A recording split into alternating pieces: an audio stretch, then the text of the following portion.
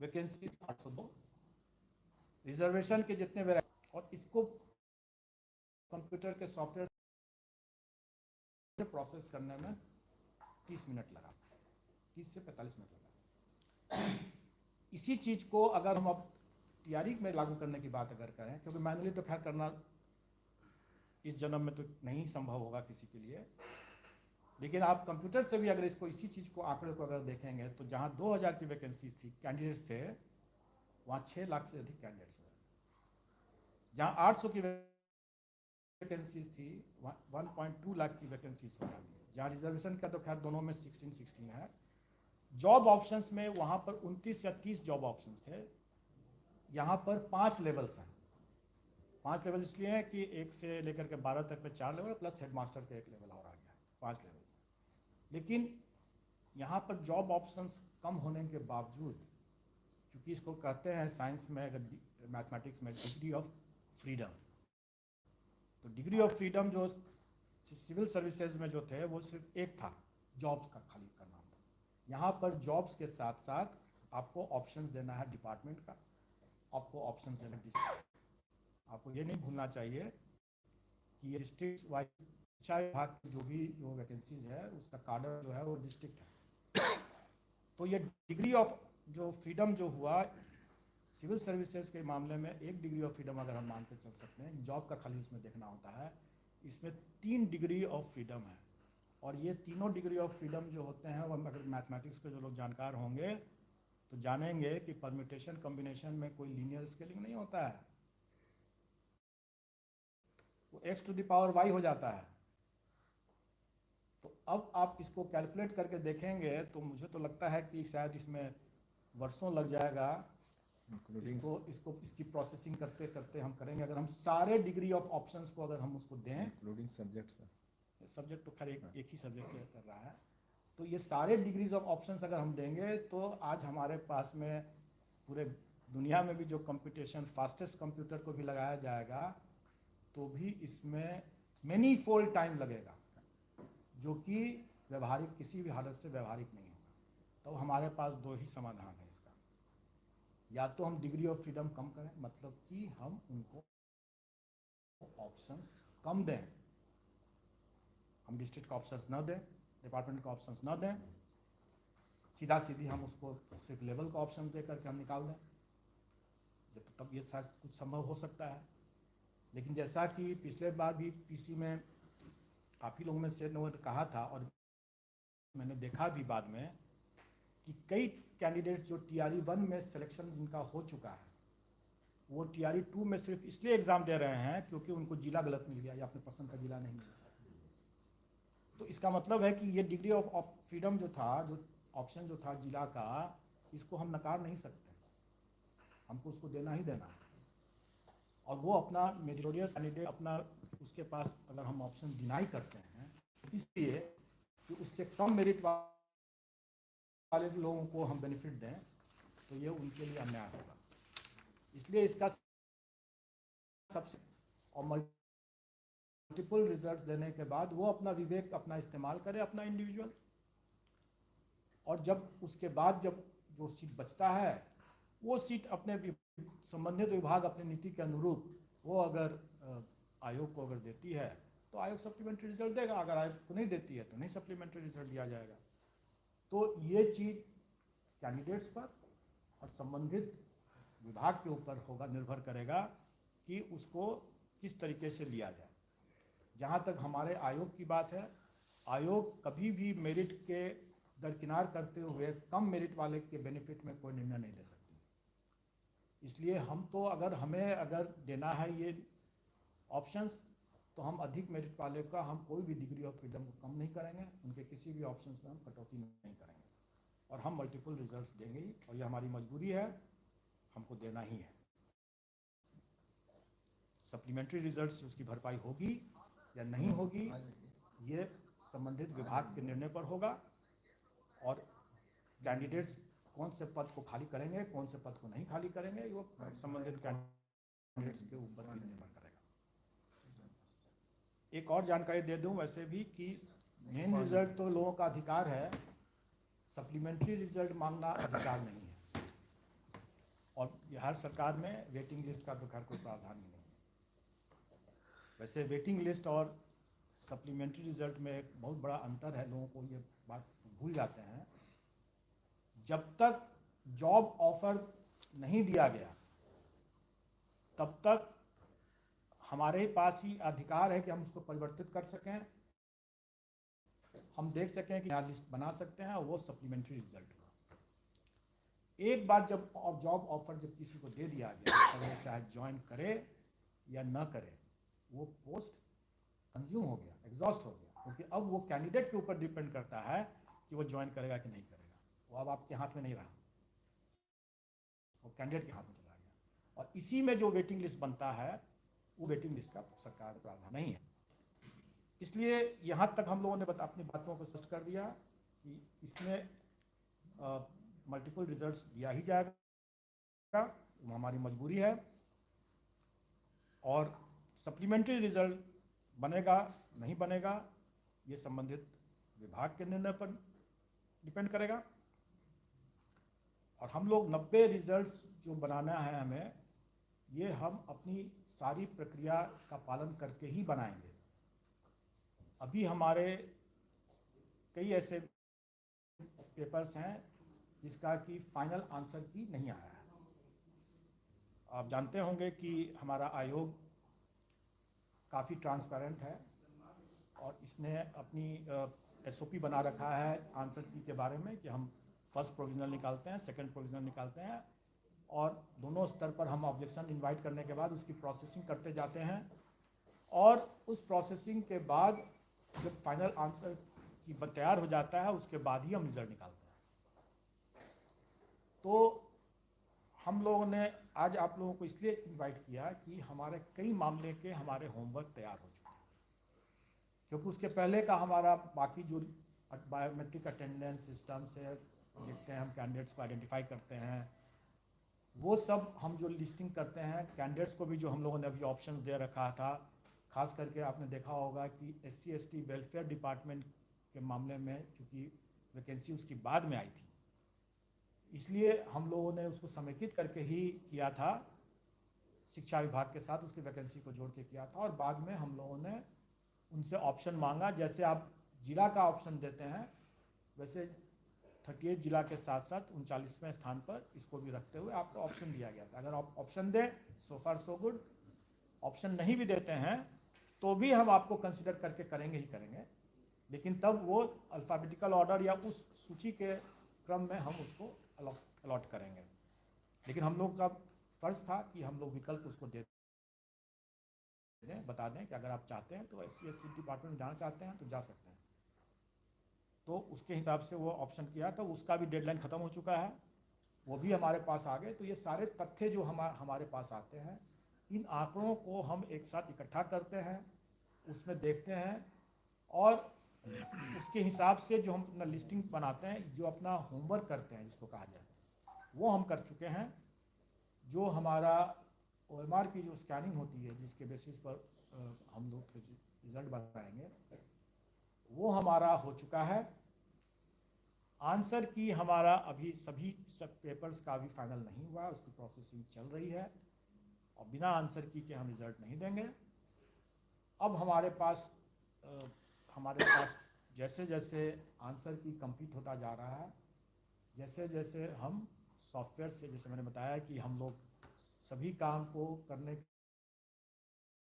के लिए हम लोगों ने सॉफ्टवेयर विकसित कर लिया है, इसलिए हम लोग जैसे जैसे आते जाएगा, आंसर की फाइनल होता जाएगा, हम उसका रिजल्ट देते जाएंगे। और रिजल्ट देने की ये प्रक्रिया जो है आज से ही प्रारंभ हो जाएगी।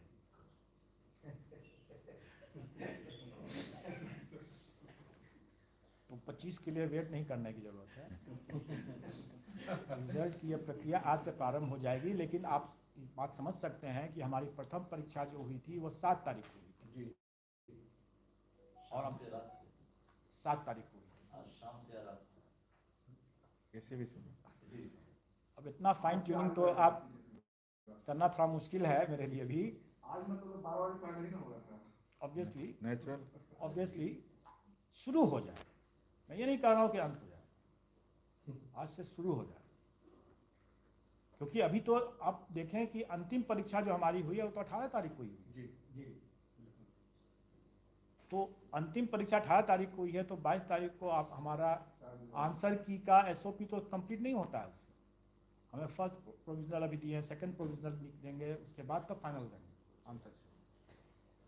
तो इसलिए उसमें ये एक सिलसिला आज से स्टार्ट हो जाएगा, और मैं समझता हूँ कि इस बार जो डॉक्यूमेंट वेरिफिकेशन का जो काम होगा, क्योंकि 3 विभाग इसमें सम्मिलित हैं, हम लोगों के आपस में उनके साथ बैठक हो चुका है, और उस बैठक के हिसाब से मुख्य भूमिका इसमें शिक्षा विभाग की है, और उनके पास रिसोर्सेज भी ज़्यादा हैं, उनकी वैकेंसीज भी ज़्यादा है, और बाकी दोनों विभाग जो हैं वो उनके साथ जुट करके उसको काम करेंगे।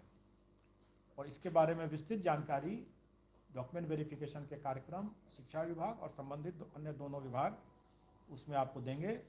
हमारी ओर से इनको चरणबद्ध तरीके से एकत्र करके हम अपना रिजल्ट देते जाएंगे, और जैसे पिछले बार की भांति ही इस बार भी होगा। और आपने देखा होगा कि कल हम लोगों ने एक विस्तृत अनुदेश निकाला है, जिसमें कि हम सभी अभ्यर्थी को पिछले बार की तरह ही इस बार भी वो अपना डॉक्यूमेंट को डाउनलोड करेंगे, और जो उसमें कि वाटर मार्क होगा, और उसके बाद ही ले जा करके वहाँ देंगे। इस बार हम लोगों ने नए डॉक्यूमेंट को ऐसे ही अपलोड करने की कोई प्रावधान नहीं किया है।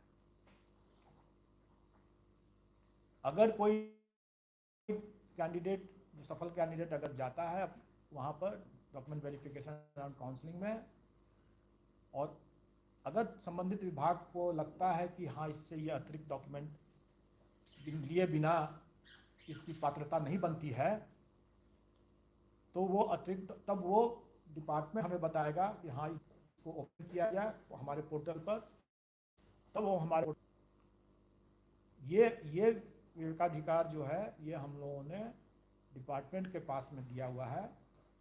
हम कैंडिडेट्स को इस बार वो छूट नहीं दे रहे हैं, और आप लोग समझ सकते हैं कि क्यों नहीं छूट दे रहे हैं, क्योंकि इसके पिछले बार हम लोगों ने कई तरह की छूट दिया था, जो कि इसमें इस बार हम लोगों ने अपनी किया है, और उसके सार्थक परिणाम भी निकले हैं। इस बार आप देखेंगे कि अगर 15 दिन के अंदर में अगर हम लोग फर्स्ट रिजल्ट देने की स्थिति में आ भी गए हैं, तो इसमें इस कारण से भी है कि अभ्यर्थी लोग इस बार गलती नहीं की है, बहुत कम की है। रोल नंबर्स की गलती जो इस बार जो हुआ है वो काफ़ी कम है। तो पिछले बार इसी सब चीज़ों के कारण से लोगों को बहुत, हम लोगों को भी टाइम लग रहा था। तो मैं समझता हूँ कि साफ़ सुथरे परीक्षा दिया, और साफ़ सुथरे तरीके से हम लोग रिजल्ट देंगे, और सही समय पर देंगे, और आपकी आशा से बढ़ करके, हम आपकी उम्मीदों से बढ़ करके हम लोगों ने पास तरीके से दिया है। पिछले बार हम लोगों ने कीर्तिमान स्थापित किया था, इस बार फिर से कीर्तिमान स्थापित कर दिया, और जैसा कि मैंने पहले भी बताया था कि पेपर लीक और पेपर वायरल बीपीएससी के लिए वो अब इतिहास हो गया है। कुछ रिजल्ट तैयार हो गया, तो परसेंटेज कुछ बता दीजिए। कौन सा रिजल्ट जारी करेगा स्टेटमेंट का? जैसा मैंने बताया कि अभी कोई भी रिजल्ट बना नहीं है, हमारा होमवर्क तैयार हुआ है लेकिन रिजल्ट अभी नहीं बना, इसलिए कोई भी आंकड़े अभी हम उसमें बताने की स्थिति में नहीं है। हम बताने की स्थिति में नहीं है। आज शाम में या रात में जब भी वो रिजल्ट निकलेगा, लेकिन मैं सिर्फ इतना बता सकता हूँ कि अभी जो रिजल्ट जो निकलने का विषय कौन कौन सा होगा, कौन कौन से पद का होगा, वो और कुछ और अन्य आंकड़े जो हमारे हैं इसमें, वो डिटेल में मैं शर्मा जी को कहूँगा कि एग्जामिनेशन कंट्रोलर की वो बताएं, डिटेल्स बताएं, और सचिव साहब सप्लीमेंट कर दें।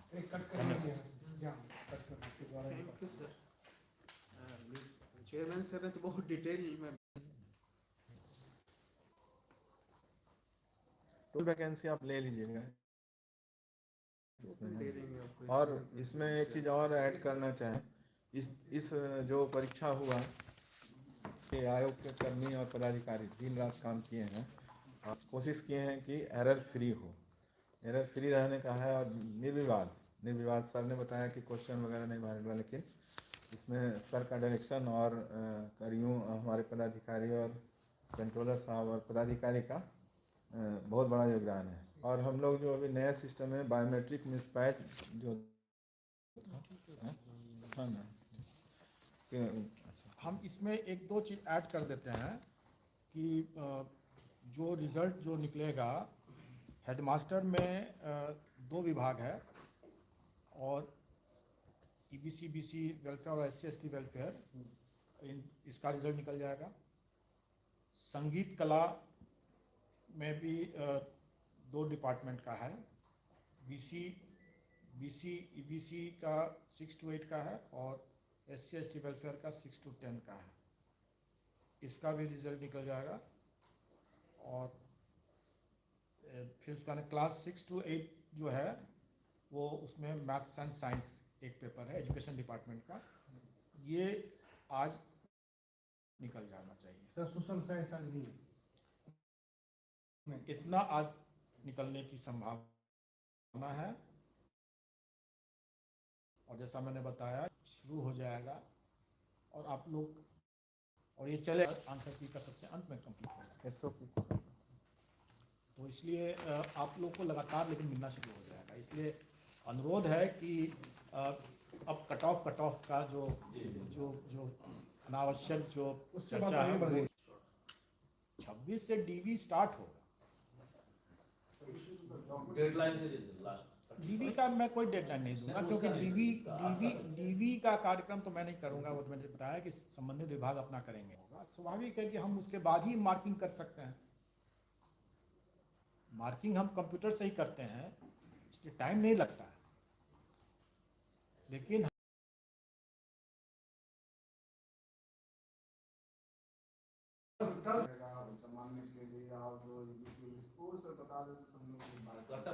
देखिए फिर मैं बार बार यही बता रहा हूँ कि रिजल्ट बना नहीं है।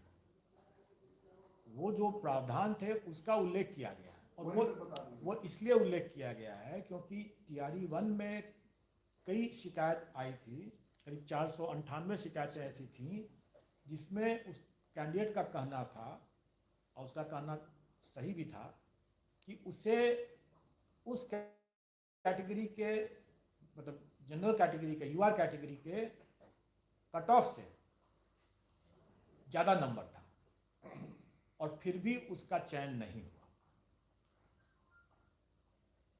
UR कैटेगरी का कट ऑफ जैसे 39 था और उस कैंडिडेट को जैसे 43 नंबर आया है और वो UR कैटेगरी का कैंडिडेट है, फिर भी कैंडिडेट्स थे वो जनरल कैटेगरी में भी बुक हो गए। तो जो लास्ट कैंडिडेट जनरल कैटेगरी में UR कैटेगरी में जो लास्ट कैंडिडेट है वो वास्तव में रिजर्व कैटेगरी का कैंडिडेट है और उसका नंबर 39 उसके लिए क्वालिफाइंग उसका मार्क्स है, उसका वही मार्क्स है, इसलिए वो उसका कट ऑफ हो गया। लेकिन जो 43 नंबर ला करके जो छट गया वो कैंडिडेट वास्तव में UR कैटेगरी का ही है और UR कैटेगरी के लिए क्वालिफाइंग कट ऑफ जो है 48 मार्क्स है, इसलिए वो 43 नंबर ला करके वो लिस्ट से छट गया। अब ये हमारी व्यवस्था ऐसी है। अब इस व्यवस्था की का ज्ञान नहीं होने के कारण से या कंफ्यूजन होने के कारण से 498 लोगों ने एफिडेविट करके पोर्टल पर अपनी शिकायत दर्ज किया। ये शिकायत उन्होंने जो दर्ज किया, ये शिकायत उनका बेबुनियाद था, गलत था। लेकिन हम लोग इसको सहानुभूति पूर्वक यह मानते हुए कि किसी को भी ये बात अगर समझ में नहीं अगर आएगा तो प्राइमा फेसी लगेगा कि गलती हो रहा है, हमारा तो होना चाहिए था। तो इसीलिए हम लोगों ने उसको खाली चेतावनी दे करके छोड़ दिया और इसीलिए हम लोगों ने TRE 2 में इसको पहले ही इसको स्पष्ट कर दिया कि अगर किसी का क्वालिफाइंग कट ऑफ से कम अगर नंबर है तब तो ऐसे ही लिस्ट से बाहर है, उसके लिए फिर सोचना नहीं है, उसमें तो पहले ही बाहर हो गया वो तो। इसलिए कट ऑफ कैटेगरी में कट ऑफ कम हो सकता है, लेकिन अगर क्वालिफाइंग कट ऑफ से अगर उसका कम है तो ऐसे ही बाहर हो गया। सर एक सवाल ये है कि सर कि पटना वाले बाहर गए थे, वो नाराज थे, बाकी उनको चाहिए कि फिर से एग्जाम देना, दे ही रहा है के लिए, बंगला के लिए अलग अलग टीचर्स की वैकेंसी करेगा, वो बंगला में भी वही चीज़ पढ़ाएगा जो हिंदी में जो पढ़ाएगा, जो उर्दू में पढ़ाएगा। लेकिन यह कहना कि मैथ्स का जो पढ़ाई करेगा जो हायर क्लासेस में, वो उर्दू में पढ़ाएगा कि बंगला में पढ़ाएगा, क्योंकि हायर क्लासेस में मीडियम ऑफ एजुकेशन जो है वो माध्यम जो है वो हिंदी ही है। इसलिए TRE 1 में भी वो अन्य क्लास के लिए उसको हिंदी में ही परीक्षा देनी थी। चूंकि परीक्षा एक साथ हुआ, वो पेपर TRE 1 में चूंकि एक साथ हुआ और उसमें OMR में उसका ऑप्शन दिया गया, इसलिए जो लोग अपने जो भी समझ के हिसाब से, किसी ने हिंदी में कर दिया, किसी ने उर्दू में कर दिया, किसी ने बंगला में कर दिया, हायर क्लासेस में भी। और यही चीज़ TRE 2 में भी इसका रिपीट हो गया, सिलेबस में वो रिपीट हो गया। एक्चुअली में देखा जाए तो ये जो लैंग्वेज का जो पेपर है, अब कोई साइंस का ग्रेजुएट या कोई हिस्ट्री का कोई टीचर बनेगा अगर, तो जिस तरह के जो प्रश्न थे हिंदी के, वो गैर हिंदी को तो छोड़ दीजिए, वो तो हिंदी भाषी के लिए भी, अगर मैं साइंस का जैसे मैं स्टूडेंट हूँ, मेरा उतने ग्रामर शायद मुझे भी शायद नहीं जानकारी हो, ये किसी के लिए भी एक कठिनाई वाली स्थिति थी कि ये एक अच्छे मेरिटोरियस कैंडिडेट भी इस भाषा उसके लिए कठिन हो जा रहा था। जब हिंदी भाषी के लिए जब ये कठिन हो जा रहा था, तो गैर हिंदी भाषी वालों के लिए तो सोच लीजिए कि और क्या होगा। तो हम लोगों ने ये विचार किया कि इसको इस तरह के देखने से क्या होगा कि कई मेरिटोरियस कैंडिडेट जो अदरवाइज अपने विषय के में काफ़ी अच्छा मार्क्स लाएंगे, वो भाषा में इस कारण से वो छंट जाएंगे क्योंकि भाषा के प्रश्न स्तरीय थे, और दूसरा कि उसमें जो गैर हिंदी भाषी लोगों के लिए वो ऑप्शन देने के बाद उनके लिए प्रश्न नहीं थे। तो वैसी स्थिति में हम लोगों ने ये अपने विवेकाधिकार का प्रयोग किया, जो कि हमारे इस जो अध्यापक नियुक्ति नियमावली जो है उसके नियम 7 की उप नियम 5 में, जिसका कि हम लोगों ने अपने नोटिस में उल्लेख कर भी दिया है, उसके तहत, उस प्रावधान के तहत हम लोगों ने विवेकाधिकार का प्रयोग करते हुए अर्थांक में को शून्य किया है, और यह लेवल प्लेइंग फील्ड दिया गया है कि जिससे कि हिंदी और गैर हिंदी सबके लिए एक लेवल प्लेइंग फील्ड हो, सबको एक समान अवसर मिल सके, और इसीलिए वो हम लोगों ने अर्थांक को शून्य किया। ठीक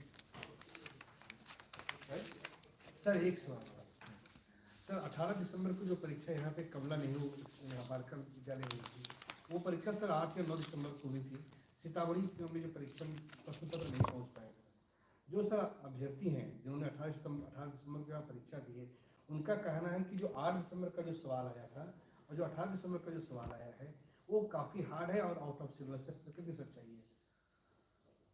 देखिए, इसी तरह की बातें TRE 1 में जब महिलाओं के लिए और पुरुषों के लिए जब अलग अलग शिफ्ट में जब लिया गया, तो ये बातें हुई कि भाई उनका अलग होगा। पुरुष कहते थे कि मेरा वाला ज़्यादा भारी था, महिलाओं वाला कम भारी था। महिलाएं बोलती थी मेरा वाला ज़्यादा भारी है, पुरुषों वाला कम। वही स्थिति अभी हो रही है। अब इसमें देखिए, हम लोग कहेंगे कि हमें कोई भी 2 लिस्ट को अगर मर्ज करना है जी, तो हमें मर्ज करने के कई तरीके हैं। एक तो परसेंटाइल तरीका है, जो कि बड़ी संख्या होने पर वो परसेंटाइल तरीका कारगर हो सकता है। दूसरा तरीका जो TRE 1 में हम लोगों ने अलग अलग जेंडर वाइज अलग अलग क्यों किया, क्योंकि आप लोग देखेंगे कि आरक्षण की जो व्यवस्था है उस व्यवस्था में के हिसाब से महिलाओं का कट ऑफ प्रायः नीचे जाता है और उतनी संख्या में हमको महिलाओं को लेना ही लेना है, चाहे वो मेरिट में उनका कट ऑफ नीचे भी जा क्यों ना जाए, लेना ही लेना है। और जब उनका मेरिट जब नीचे जाता ही है तो फिर उसमें प्रश्न सरल हो चाहे कठिन हो, उससे क्या फर्क पड़ रहा है। उतनी महिलाओं को हमको लेना ही लेना है, चाहे उनका मेरिट नीचे भी क्यों नहीं जाए। तो इसलिए उसमें भी हमको कोई नॉर्मलाइजेशन, कोई स्केलिंग, कोई परसेंटाइल सिस्टम करने की जरूरत नहीं पड़ी। एक बात जो मैंने बताया थोड़ी देर पहले कि हम लोगों के यहाँ पेपर लीक और वायरल का मामला बीपीएससी में इतिहास क्यों हो गया, उसके पीछे कारण यही है कि हमारे पास क्वेश्चन जो बनते हैं वो एक साथ कई सेट्स बनते हैं और एक साथ जो सेट्स बनते हैं वो इस तरह से मिक्सिंग की जाती है कि सभी सेट्स जो हैं वो समान डिफ़िकल्टी लेवल के होते हैं। आपको क्या लगता है कि जो हम लोगों ने परीक्षा जो इतना जो तुरंत कैसे री एग्ज़ाम तुरंत कैसे करा लिया, और हम तो इसके लिए भी तैयार थे कि अगर 15 तारीख की भी परीक्षा में अगर कोई प्रभावित होता किसी भी कारण से तो हम 18 तारीख को उसकी परीक्षा करा सकते थे। क्यों? 2 दिन के अंदर में हम कैसे करा सकते थे? नंबर ऑफ क्वेश्चन ज्यादा तैयार किए। हमारे पास मोर देन 1 सेट्स तैयार रहते हैं। जैसा मैंने बताया कि मल्टीपल सेट्स हम तैयार रखते हैं और हम मिक्सिंग करते हैं, इस तरीके से करते हैं कि सभी सेट्स समान डिफ़िकल्टी के हों, क्योंकि हमारा मिक्सिंग उसी तरीके से होता है। इसलिए जो उसका जो कहना कि मेरा वाला ज़्यादा डिफ़िकल्ट है, उसका वाला हल्का था वो हमारे बुनियादी स्ट्रक्चर को मतलब चैलेंज करने वाली बात होगी, जो कि आप लोगों ने देख लिया कि हमारा कोई भी अब एग्ज़ाम में पेपर लीक वायरल होने का सवाल नहीं उठता है, क्योंकि किसी को मालूम नहीं है कि कौन वाला सेट आने वाला है। तो कई बार परीक्षा हॉल के पास से ही पेपर मतलब जो वायरल होने लगते हैं, तो उसको कैसे आप लोग रोकते हैं? आप जनरल बात मत बोलिए, और मैं कई चीज़ों को कैसे आपको रोकते कई हैं? चीज़ों को मैं नहीं भी बताऊंगा।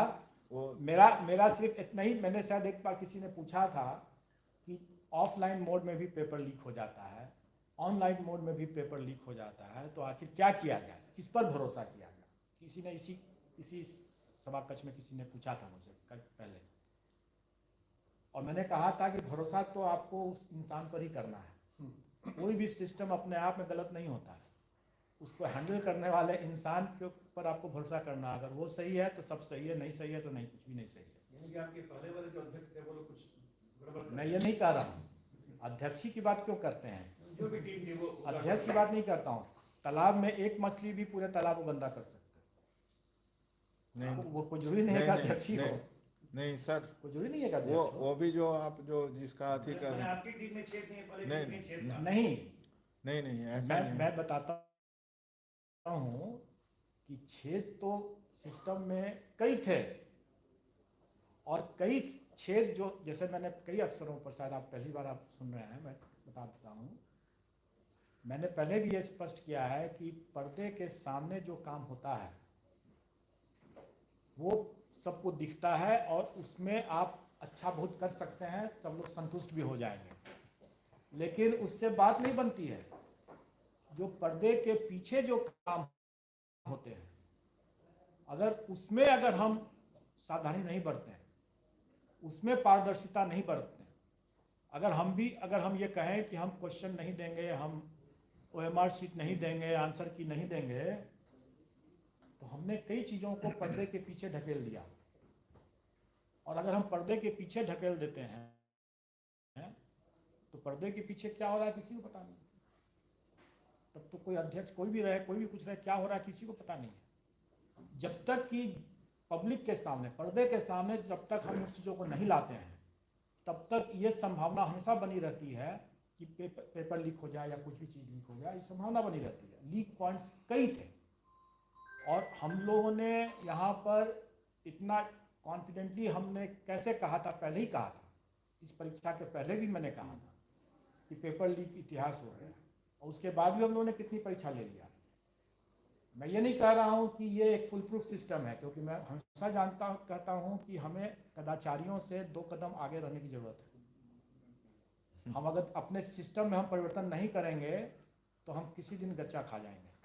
लेकिन इतना तो है कि अगर मल्टीपल लीक पॉइंट्स रहेगा तो एक साइकोलॉजी में, अगर साइकोलॉजी के कोई स्टूडेंट अगर यहाँ हो पढ़े हों तो डिफ्यूजन ऑफ रिस्पॉन्सिबिलिटी कहा जाता है। इसको सरल शब्दों में ये समझें कि जब कई लोग जिम्मेवार अगर होंगे तो कोई जिम्मेवार नहीं होता है, क्योंकि सब एक दूसरे पर फेंका फेंकी करते हैं।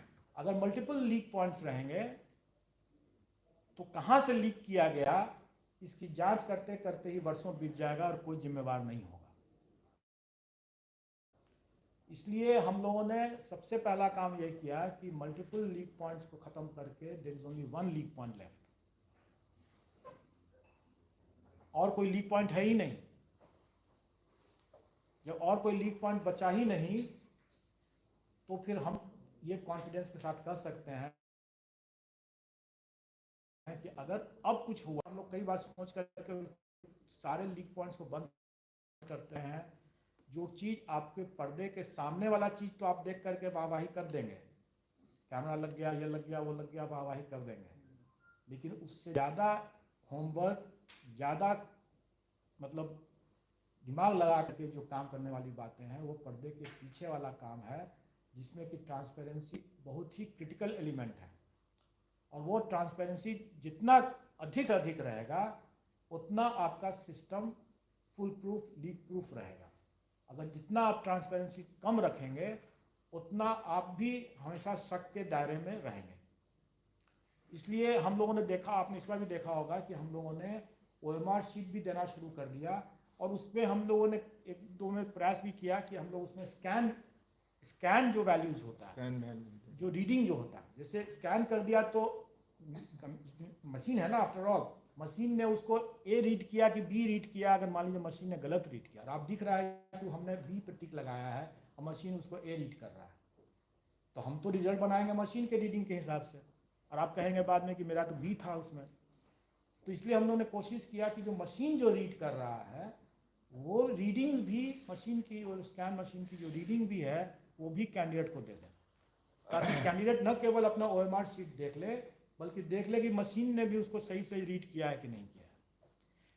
हम लोग हमेशा ये कोशिश करते हैं कि हम जितना चीज़ हम ट्रांसपेरेंट कर सकें, बता सकें, कैंडिडेट्स को जितना दिखा सकें, उतना मैं भी मानता हूं कि कैंडिडेट को भी कॉन्फिडेंस आता है और मुझे भी कॉन्फिडेंस तब रहता है कि जो अब हमारा जो रिजल्ट है वो सबसे फिल्टर होकर के सबकी नज़र से गुजरने के बाद ये तैयार होता है।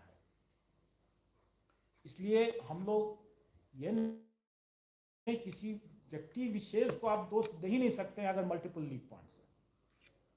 इसलिए क्यों नहीं दूर कर पा रहे? देखिए ये चीज़ समय, मैं अभी भी बोल रहा हूँ कि जो काम आज के तारीख पर परफेक्ट लग रहा है वो कल को वो गलत भी हो जा सकता है। मैं दूसरा उदाहरण दे सकता हूँ।